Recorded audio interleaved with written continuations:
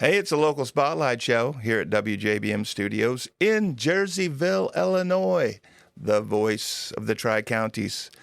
I am Chris Lorton. I am your host. And with me, two wonderful guests. I'm so happy to have them in studio. Bob and Irene Gill. Welcome, the Gills. Thank you. Thank you. Yes. And you're here. We've got to talk about something kind of exciting that happened I got to say both of you, because you kind of both went through this, you know. Bob got the award pinned on his chest, but Irene, I'm sure you were right there with him the whole time. Really? Through his lifetime, you know. And the cool thing, Bob, you're 99 years old. Yes. That's great. And you're kind of the youngster. He kind of got you young. You're 96, right, Irene? Right. Yes, that's fantastic. How do you, before we get into the award that Bob won, what do you attribute this long? I mean, you guys you're moving and grooving. You're living on your own. You're doing great. How do you attribute that to that type of life, living that life? Just being active, I guess. Active? Yes, that's important. And having the right attitude. You got to have it, you know. Positive attitude? Well, positive, you know. And when you say active, all right. Now, Bob, you were in the military for 28 years. 30 years. 30 years. 30 years, right. In the Air Force for 28, Merchant Marine for 2, right? Yeah. So a total of 30. Right. When you retired out of the service, how old were you then? Oh, boy. Irene? I retired in 76. In 76? Yeah. Okay. Well, that was about 50 years ago. Yeah. Wow. It's a long time. Yeah. So whenever you retired, did you say being active? What are some things that you did doing to be active? We moved around, traveled a little bit. Okay. Yeah. We spent Camping. 28 years in the winter, during the winters in Texas. We played at Myrtle Beach there for 4 years, I think it was, in the winter. Played some golf. Played golf Yeah. and tromped around in the rain. We did. Tromped around in the rain. What do you mean? Playing golf. Oh, playing golf. We Okay. get caught in Yeah. a couple of rains, Yeah. Yeah. So you recommend golf? Was there any other activities that you did that were important to longevity? Well, we did camp with You camp. family camping. That was a lot of fun. That Yeah. was a lot of memories. Okay. And of course, I golfed more so than You Bob. Irene bowled. She And I bowled too. bowled. Yeah. And But I have to tell you, I have 3 holes in one. you've had 3 holes in one? Right. Wow. How many did you get, Bob? One. At least you got one, right? Yeah. That's great. But that's not so much skilled. It's a lot of luck to Yeah. get a hold in one. Yeah. Well, there's some skill there, too. There got to be some skill. So how about, you stayed active. How about your diet? Is there a certain diet that you guys... No, I don't think so. No? When you're younger, you don't think about healthy foods and stuff. You just eat whatever's there. Yeah. Now, do you think about that now, about eating healthy foods, or does it? Yeah, more so now than then. Okay. When you're younger, you just don't think of those things. Now, you guys got married. You recently celebrated an anniversary of how many years? 77. 77 years. Wow, that's great. It is. Now, what's the secret to that success for staying together? Especially you were traveling a lot. Maybe that's the secret. I don't know. That is the secret. Saying yes, ma'am. He was never home, yeah. Saying yes, ma'am. That was it. Yeah. Okay, guys, hear that? You want to stay married? It's just yes, ma'am. Yes, dear. Whatever. Yeah. Yeah. And of course, we were blessed with pretty good health. Yeah. And that were still mobile, more or less. Now, what did Bob? Bob served in World War II, the Korean War, and Vietnam War. Now, I don't know how many people have accomplished that. Well, I don't know. Yeah, but Because he's old. now, with him traveling, and being gone so much, what did you find yourself doing to? Well, I worked full-time job. I was civil service. Okay. I retired with almost 28 years, but not consecutive. I had to take time out in between. But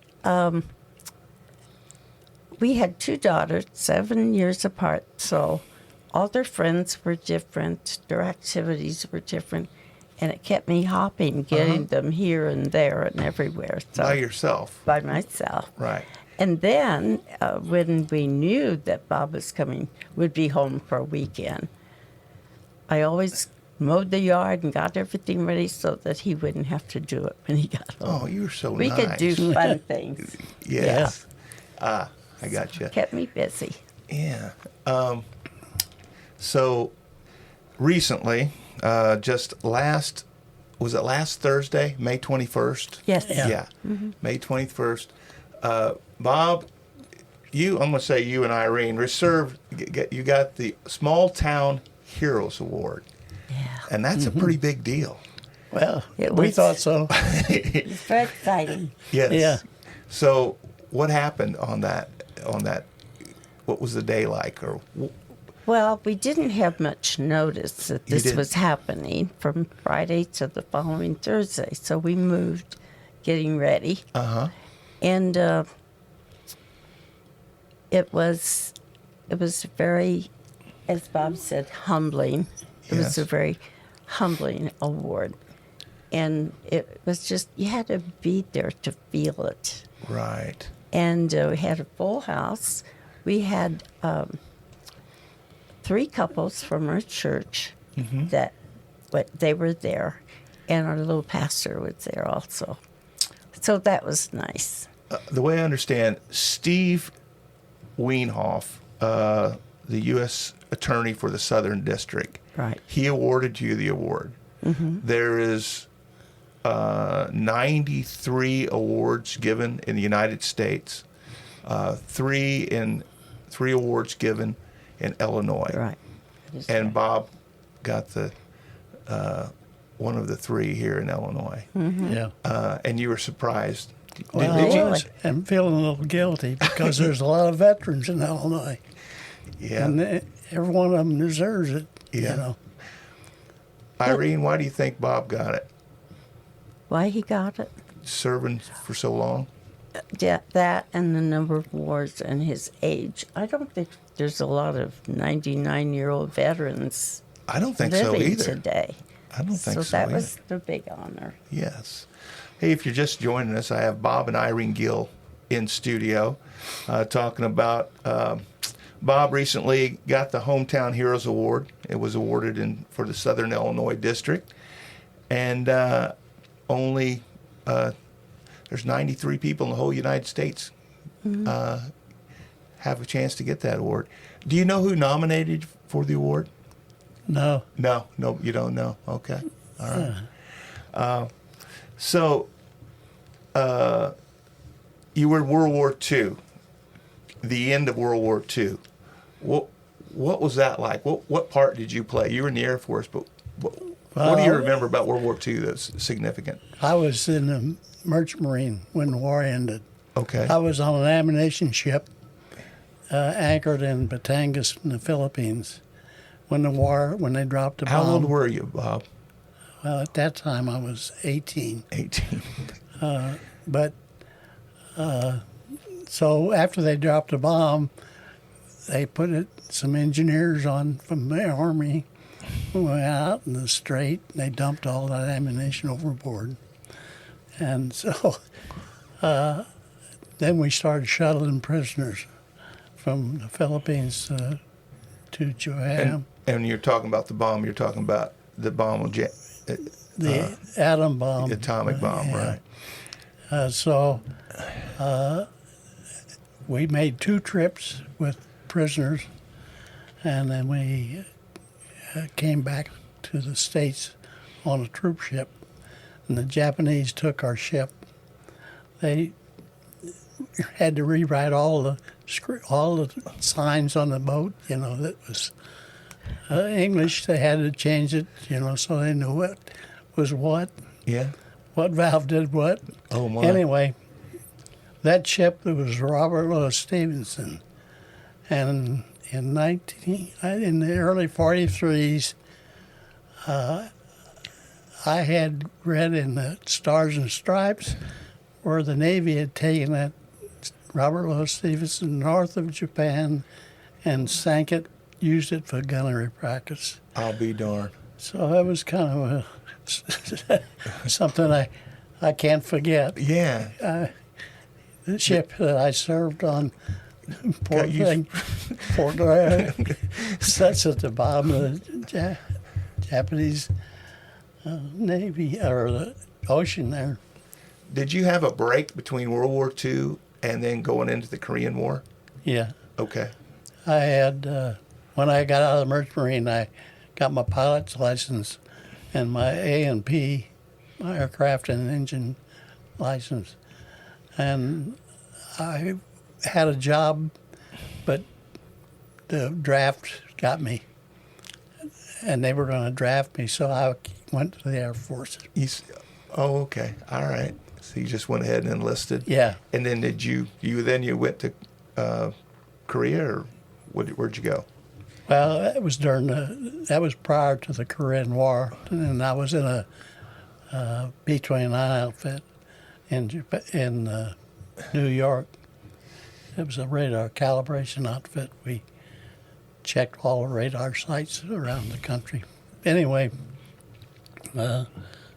that's where I served during Korea. And when Korea ended, I went on to Vietnam, I guess, and it just happened. That was a long war. Oh yeah, it went on. It started, and I don't even remember when it started. But I spent quite a bit of time over there. Over in Vietnam? Yeah. Yeah. And it was good, but it was tough too, because sometimes you had crew members that had children over there that had been shot, killed. We carried back like maybe 20 caskets of remains, and each one of them were tagged with who it was, and have a crew member know that they were over there and had this happen to them. It was really it was it was a tough job. Yeah, these guys go. I watched the major walk down to check each casket individually, because his son was there, and he'd gotten killed. Oh shoot! And I thought, what a terrible thing to happen to a father. Yes. But we had wounded ones. We often would do a hospital ship and bring back wounded. Did you ever have any close calls? Well, not that I know of. I mean, you were in the in the air, Yeah. You ever have any engine trouble or anything going on? Oh yeah, so we had a lot of times I had engine out or had an engine failure, something, But that was just Normal. part of the normal Part of thing. it. Yeah, but close calls. Now, when I was in the Merchant Marine, I got off the wheel one time and went out on the bridge. That was routine. Off the wheel. I was steering the Oh, okay. boat. Steering it. Okay. And I hear was off to the right was a mine. Mine. We'd gone into a minefield off the coast of China. So was that like like you would see in the movies, like a black mine that with spikes on it? A ball with spikes. Yeah. And there was a minefield, which I guess we wasn't aware of, Yeah. But you were in it. but we were in it, and so we had to sweat that out, watch it float by. But anyway, it wasn't. That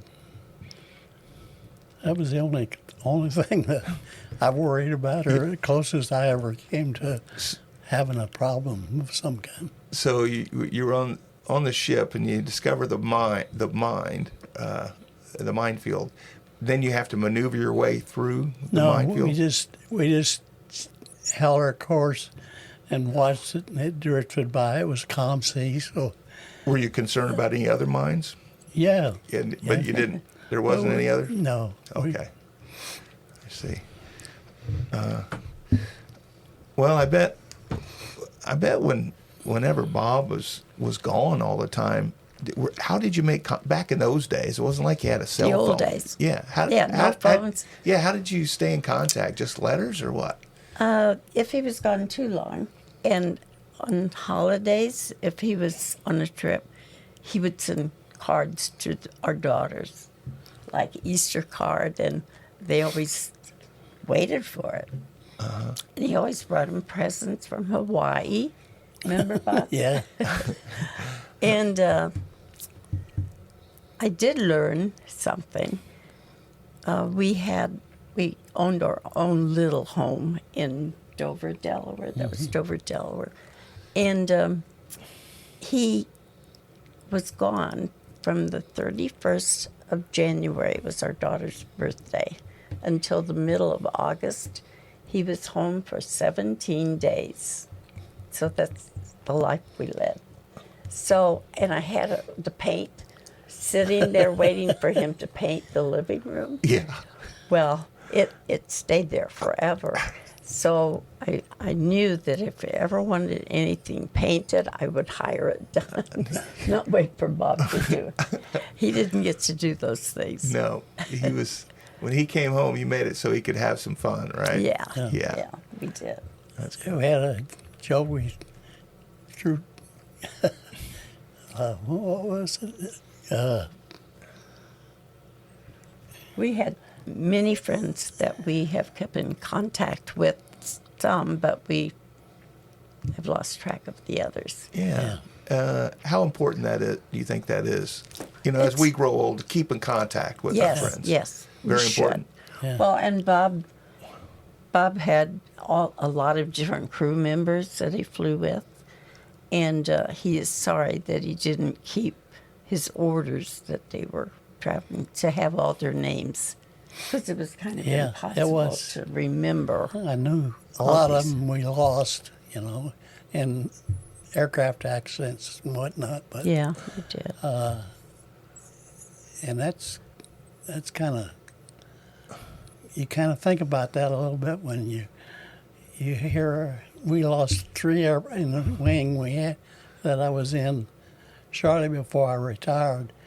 We had three aircraft in that wing that they lost in one day. I'll be darned. There was one in Spain, one in Nova Scotia, or one in Sonnenstorm, Greenland, Yeah. and one in England. Crashed in a storm. I mean, they flew into a thunderstorm, Yeah. A lot of risk. and the aircraft broke up. But So we're going to come kind of towards the end of this interview, and I would just like for you, if you could, between the both of you, pass on any advice to couples, okay? Any advice to couples to stay married for such a long time as you have? Well, since most of our time Bob was in the Air Force, and it was very hard for me in the beginning because I worried about him all the time when he went out on a trip. Mm-hmm. And I had to have a talk with myself. Yeah? Because his job was first, actually, before us. And I just had to talk to myself and say, okay, he's not flying the whole time he's gone. He's in crew rest and all that. Mm-hmm. So I'm doing all this worrying And so I had to get over that. Let's see. But and you got to learn to forgive and forget. Because Irene needs to learn to forgive and forget, or you need to learn to forgive and forget, or both. we value both. I think everybody has. Everybody needs to. Yeah. Yeah. I think you gotta. Sometimes you don't have a choice. You either face facts or you gotta admit you made a mistake and forget it. Take the Forget it. blame. Yeah. Well, Bob and Irene Gill, congratulations. Thank you for your service, both of you. And congratulations again for the Hometown Hero Award.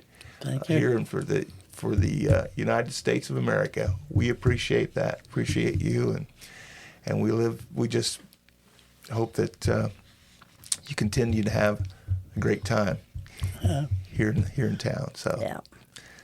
thanks. I hope so. I hope so Can't go too. jump in the car and drive anymore. So Yeah. our dear friend is really moving us. That's the hard thing when you get to the point where your wife and your two daughters tell you it's time to give up the steering wheel. Yeah. And that's hard to do. Now, you were driving, Yeah. what, probably within, how long ago did you quit driving? I just quit. I just took a test here, Driving test.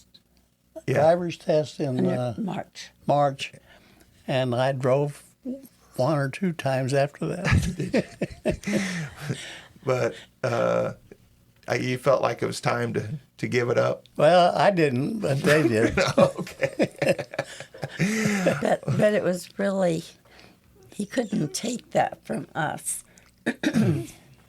Our daughters and myself, he thought we were being crazy.